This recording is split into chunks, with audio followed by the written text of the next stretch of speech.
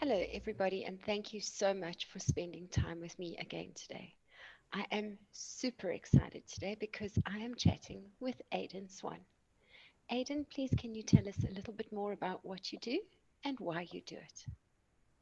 Hi, I'm Æiden Swan. I'm an artist, specifically an ink painter. I also do leatherwork and jewelry and breakdown in films, which is aging. And I do it because I love it. No other reason. Oh, that's wonderful. That's wonderful. Now, I first met you when you were producing clothing and corsetry. So, how was that transition from a clothing business into what you're doing right now? Um, a lot easier than you'd actually expect. It got to the point where I didn't have any choice anymore. So my business crashed and various other things in my personal life all crashed at the same time, and it looked like the ideal time to reinvent myself. And I had felt myself pulled towards art for years and years and years and just kept resisting. And eventually I just decided, screw that, let's paint. It's time. And since I made that decision, everything changed for the better. Every mishap that I had in my life just fell away. It's just been absolutely amazing. Met incredible people, moved to a new city, started an entirely new life. And paying my bills, doing something I love, rather than struggling desperately every month, unable to actually make enough to cover everything, let alone my wages, doing something that I had long since ceased to enjoy. Mm. So it's just been an absolutely incredible trip. The hardest thing was that decision, which is always actually the hardest thing. Such an inspiring story because so many people believe that they can't do what they love. Um, and it's so interesting how when we're not doing what we love, very often life just doesn't go our way for us. That's exactly it. Life sort of picks up on it in a way, and I think that we also, I mean, I know that I was doing the whole, what do they call it, self-sabotage thing, Mm, and had been for a number of years. mm, And I wasn't enjoying what I was doing, so obviously took it out on my clients, not purposefully, but it was just when you're miserable and you're tired and you're always in a bad mood, you take it out on people, which mm, in turn is you not a nice person to deal with, mm, which mm, means that your business isn't going to work well. mm, When you're loving what you're doing, that comes across and people respond to it. mm, mm. So it's all about either do what you love or find a way to love what you do. And the time for me to love what I did was long past. Yes, yes. How many times have you reinvented yourself in this way, do you think, in your business career? Oh, actually, only really, well, it's kind of complicated because while I was doing fashion, the company went through a couple of incarnations. I mean, it started off with vintage lingerie and then moved into corsetry and then into bridal and then into all the other stuff. But it was always very much the same style. Mm, And I tried to be very much the same persona, which wasn't me at all. It was very much an act. mm, So, I mean, I had that company 18 years. I started it when I was 23. mm, So it was from leaving graphic design, there was that big cut off and that new start of that new life. And then there was closing my company and starting this life. So it's been probably twice, okay, maybe. okay, okay. Reinventing yourself is important. Absolutely, absolutely. I've reinvented my business several times. Uh, That's wonderful. if I had to still be doing what I was doing in the 90s, I'd want to slit my wrists. Yes, that's it. I mean, you've got to move not only with the times and what's happening in the time, but also with what feels right to you and to move forward as a person. Mm, I'm quite envious in some ways of people who have been doing the same thing for 50 years and still love it. But at the mm, same time, I kind of think I love learning and I love playing and I love trying new things. Mm, And in the nearly 2 decades that I was doing clothing, I stagnated mm, because I wasn't learning and trying new things. I was just doing the same thing mm, mm, because it's just that. I tried to do a few different things and it bombed each time. mm. So that kind of a hint to stick with what people knew me for. Yes. And now I do anything that I want and all at the same time. And it's wonderful. It's so much fun. And a second of the day ever. Oh, that's so And wonderful. amazing people constantly and in so many different spheres, from artists to people on film sets doing all sorts of things that I couldn't even have imagined, to curators, to jewelers, you name it. I mean, wonderful people. That's so awesome. So tell us more about how you got into the movie industry.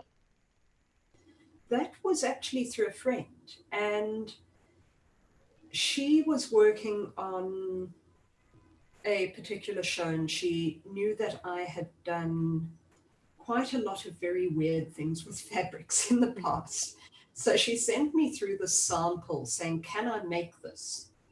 And I had a look at this thing, and the sample wasn't fabric. It was a sort of a leathery thing. I don't want to say exactly what it is. Looked at it for a while and I was like, sure. No idea how I'd actually make it at that stage, but I was pretty sure I could make it. Faffed around for a couple of weeks, tried various things, and made it. And from there, it was a couple of months having my thing signed off against a bunch of other people's who were also trying to get the same contract. Mm, And me being a total newcomer that no one had ever heard of made it a lot more complicated because it was a very big contract on a very, very high-end international series. mm, And once I got that job, then all sorts of other stuff came my way.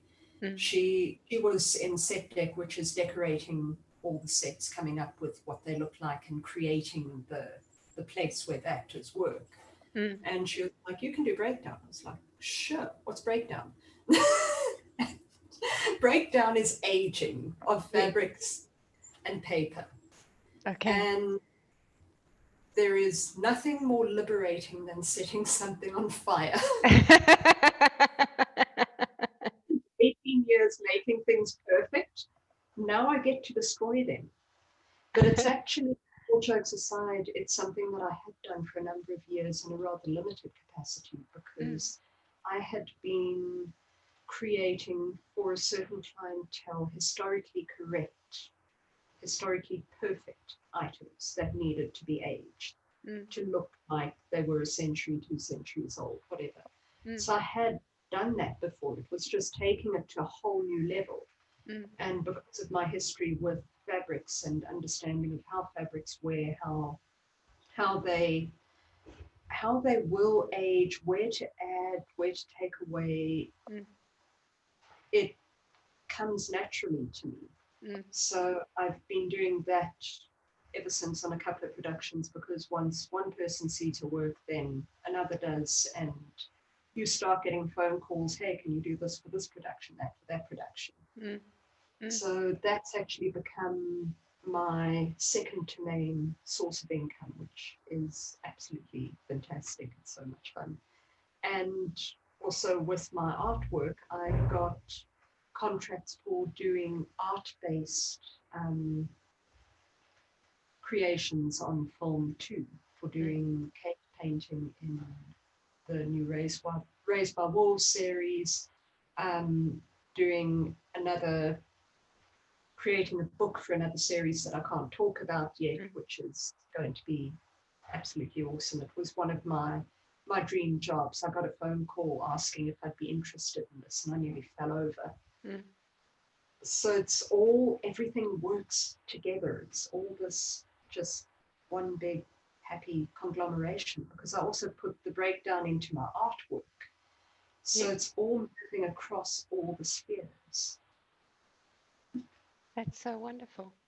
Now, I know many years ago when I was manufacturing finishes for the fashion industry, a movie company approached me and asked me to age a pair of denims.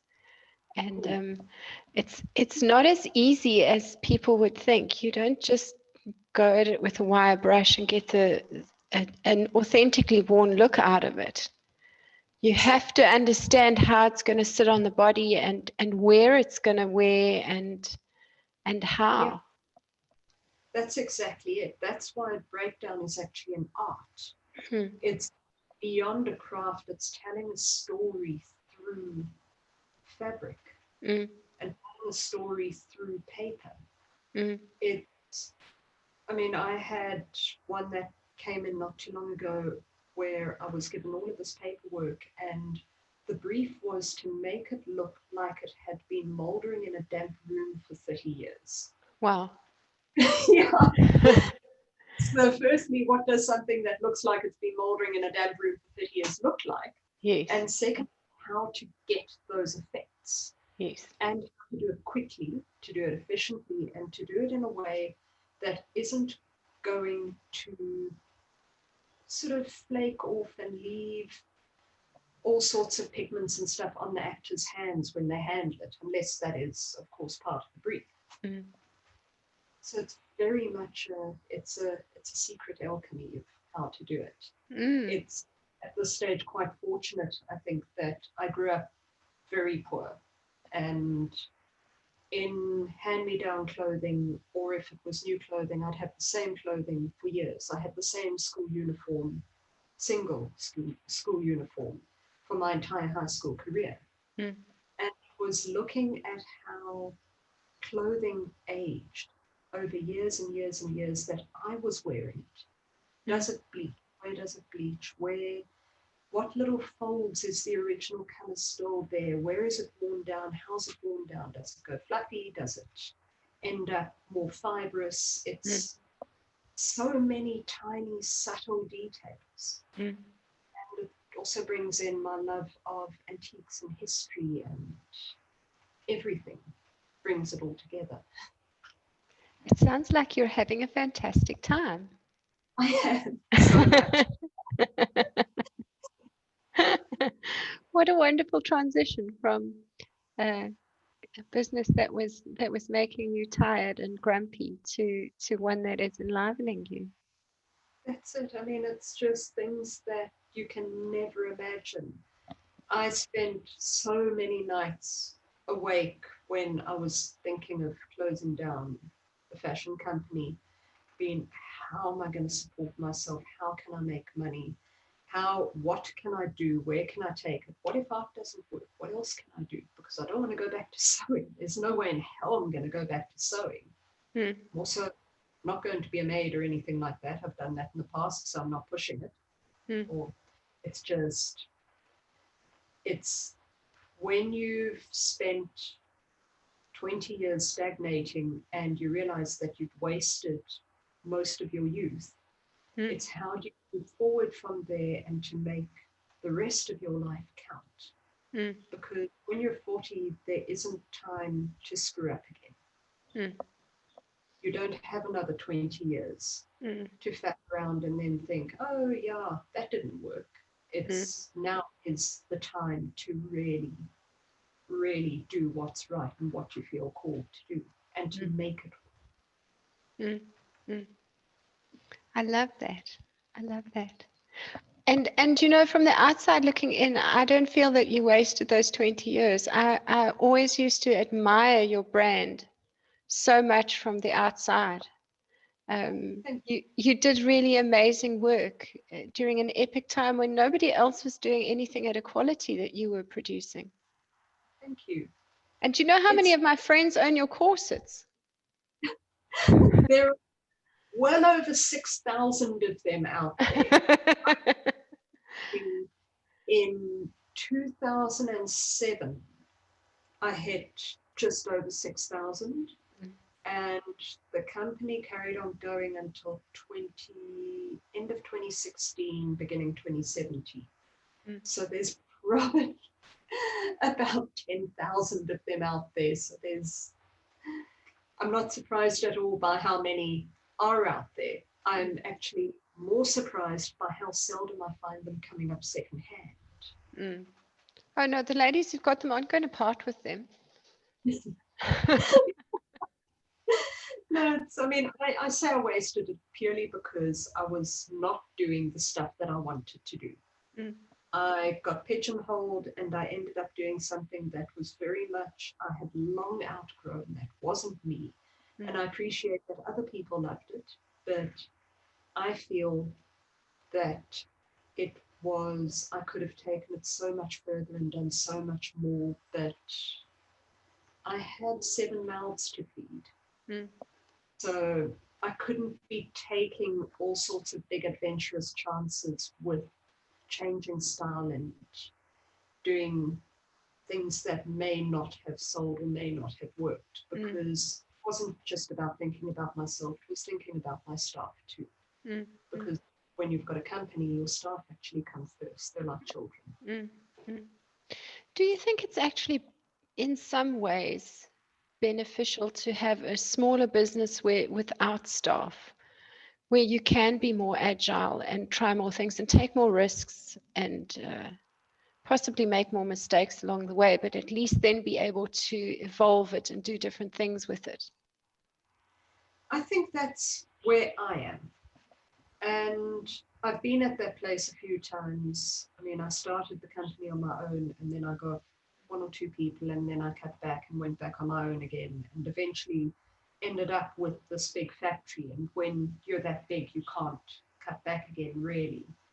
For me, I will never have staff again. I'll never have a factory again, not just because it's not a part of what I'm doing now, but for those reasons, because I don't want the responsibility. I also don't want the headaches. Having staff in South Africa with our labour law is a nightmare.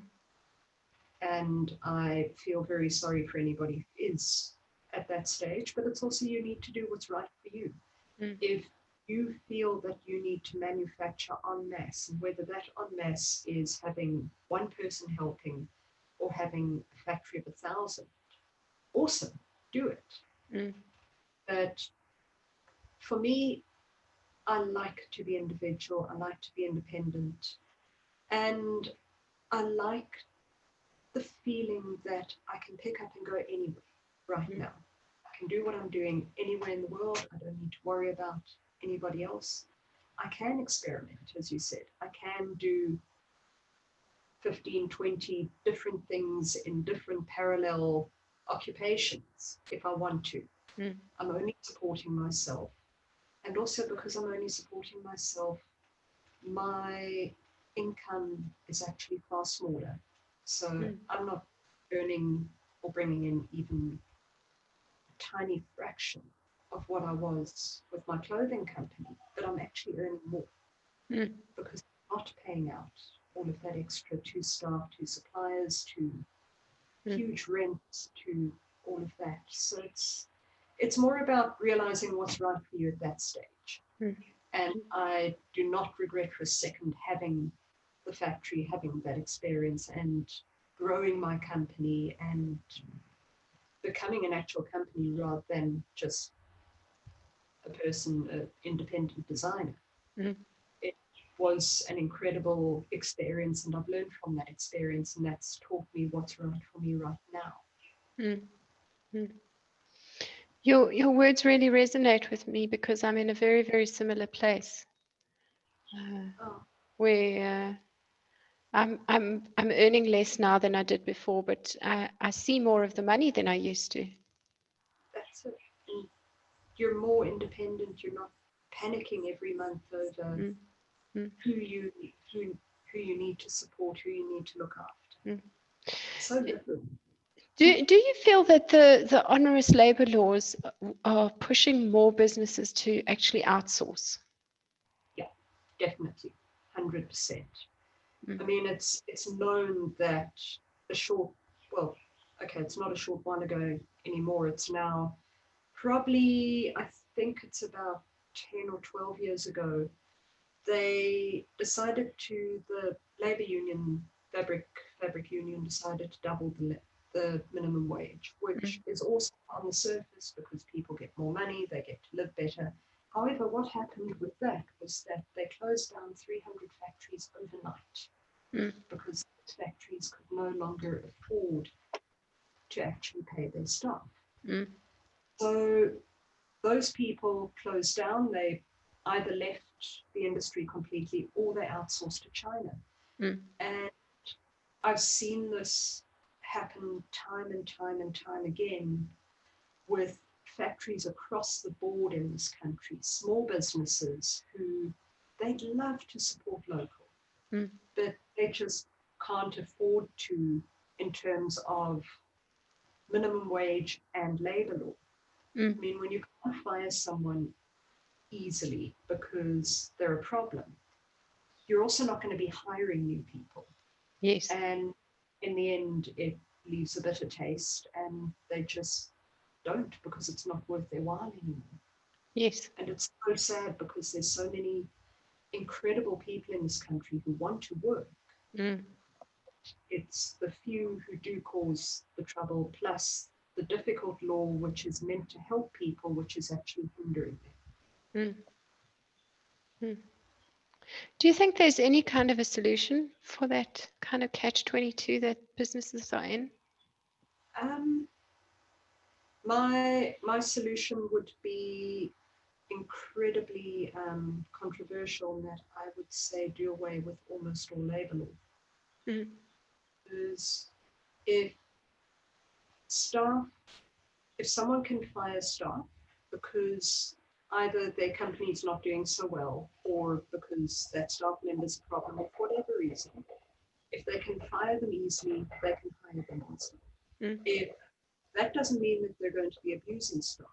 Also, if someone does abuse their staff, they don't pay them well, those staff are going to leave and find someone else. And maybe I sound totally optimistic here, but I do believe that having a totally free labor law and free business platform will actually even out to be a better working environment for everybody.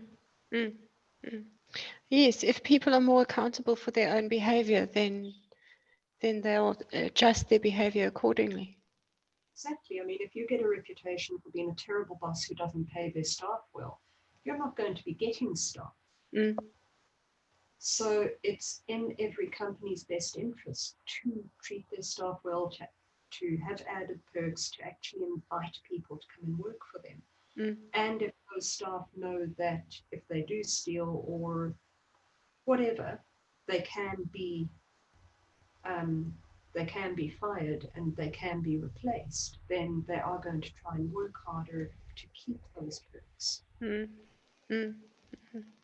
Those are really interesting insights, and I have to agree with you. I think if people were more personally accountable and didn't have laws to hide behind, then things would change.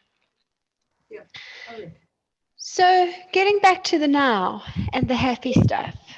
You mentioned that you're doing artworks in ink. Tell us more about that. So I do wildlife, but not traditional wildlife. I do wildlife through a veil of dream imagery. So I work with my dreams. Most of what I paint are my dreams. But it's got that mystical, that esoteric, that almost that dreamlike fantasy kind of feeling, but it's not Dungeons and Dragons and it's not the lion killing the hyena. Okay. It's somewhere in between. I work almost purely in neutrals and in a form of black and white. This is partially because that's my taste and partially because it works very well with my style and also because I am colorblind. So color's quite difficult for me in terms of getting all of that to mesh correctly in something that is mostly quite naturalistic. Although I am letting go and becoming looser and freer and wilder as time goes on, as you should. But I do have also a number of different ranges of art that vary from being much more commercial, much more traditional, through to my heart art, which is the much edgier stuff that I do for exhibitions, which is obviously harder to sell, but it's so much more just right to do. But it's great fun working across the mediums, and they've all got their own use. Yes. The more commercial, more traditional stuff is very meditative, very calming for me. And it's also fantastic technical practice. And that's where I basically experiment with new techniques before I take it further, which surprisingly enough, I mean, you'd think that I'd start off experimenting with the more edgy stuff, but it actually works the other way. So I've got the basic soft, sort of dreamy black and white wildlife, predominantly birds. I've got the Guild series, which has gold leaf. I'm totally addicted to gold leaf at the moment. I've got a grimoire that I'm busy doing, and I've got, well, there's the series I recently finished for an exhibition called Wild Wildlife, which is looking at man's connection to nature in both a positive and a negative way, and how we should be connecting to nature again, which is very much draws on the Neolithic, Paleolithic styles of painting. I went to France and I saw the caves of Youre, which was just like coming home, and was one of the most incredible things, and has influenced everything that I've done. I mean, I've always been obsessed with cave painting, but seeing them in real life has just taken me so much further forward. So that's a theme that I am going to be continuing for the foreseeable future. Plus, I draw and paint onto leather too. I do leather accessories, jewelry, unusual jewelry, handbags. I've made myself shoes, and I draw and paint onto that. So it's following through.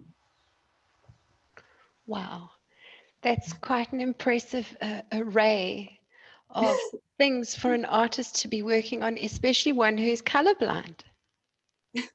I love that. I love that part of your story. Thank you. The colorblindness isn't one of the traditional green reds. It's one of the weird ones. So I struggle with those interim colors, particularly between the blues and greens, and those between them, blue to purple, purple to brown, and green to brown. So you'll notice when I do work in color, there's often a few strange little quirks that people generally really like, and those are actually because I can see all colors, I just see them differently. Okay. So what is purple to you may be gray to me, what is green to you may be blue to me. Okay. It's a shift more than a true blindness. Okay. That's so wonderful. I'm pretty certain that it'll inspire others who are watching, who think that maybe they are colorblind or not creative or something, to tap into their well and just maybe see what's there. The thing is to just play and enjoy it. Who cares what anyone thinks? Just do it. It doesn't matter what you think maybe a limitation is. That limitation is there for you to find a creative way around it. I love that. I'm not a creative person in the true form of creativity. I'm not a storyteller. I can't think of these wild imaginative landscapes like some other people that I know. I'm much more technical, I'm much more focused, so I paint my dreams, and I paint animals, but they've got their twist that is, it's a creative twist, but it's not that wild out there creativity. It's finding your form of creativity within your frame, and my frame is a technicality. I love that. So I wonder if anybody would, Aeiden, if anybody would like to get hold of your artwork, where can they find it? My entire portfolio is on Behance, and you go to behance.net and you can look up, type in Anatope, Anatope, or you can type in Æiden Swan, which is Æiden, Aeiden. The AE is the ash symbol, which is that A and E joined. So if you don't have that in your keyboard, just type in Anatope. You can find me on Instagram with a.swan.alchemy, the same name for Facebook. Trying to think where else I'm. YouTube, I'm Anatope. I've recently started making my own videos too, having enormous fun with them, showing how I do my work in particular. Okay. And my life and all sorts of fun things. I also make my own inks, and there's ink making videos and that kind of thing on there too. Oh, those sound fabulous. I'm going to go look for those. It is alchemy. Most of my paintings are in my own handmade inks, which are predominantly from botanical sources. Oh, that's magical. That's absolutely magical. Thank you. And for everybody watching, I will add those links into the description of this video if you want to click through easily from there. So, final question, I think, what do you enjoy the most about what you do? Oh, that is a virtually impossible question because there's so many things. I love being able to create freely. That's probably it. That I'm completely free to create whatever feels right to me. I'm not stuck according to a brief. That is the occasional brief, and it's very loose. I do a lot of pet portraits, which is pretty much sort of there. But it's not, here's a picture of a white wedding dress that somebody made. You need to reproduce this. If I wake up in the morning and I feel like painting whatever, I can do it. If I feel like trying to make myself a pair of shoes or a new handbag or make a pair of earrings with someone in mind or whatever, I can do it. It's that complete and utter freedom to be creative and to enjoy myself. And the awesome, truly awesome thing is that the more honest I am in my work, the more I do stuff that I love with no preconceived notions of anybody else possibly liking it, the more people do love it. When I make something that I think, oh, this might be popular, then it's a complete bomb out. I've been rewarded, the universe is rewarding me for creating freely, and that is probably the best thing ever. Oh, wow, that's so beautiful. Thank you so much for sharing your inspiring story with us today. I'm pretty certain that everybody watching is going to be totally inspired by this today. Thank you. Thank you so much for the opportunity. I've absolutely loved it. It's been wonderful chatting to you. Pleasure.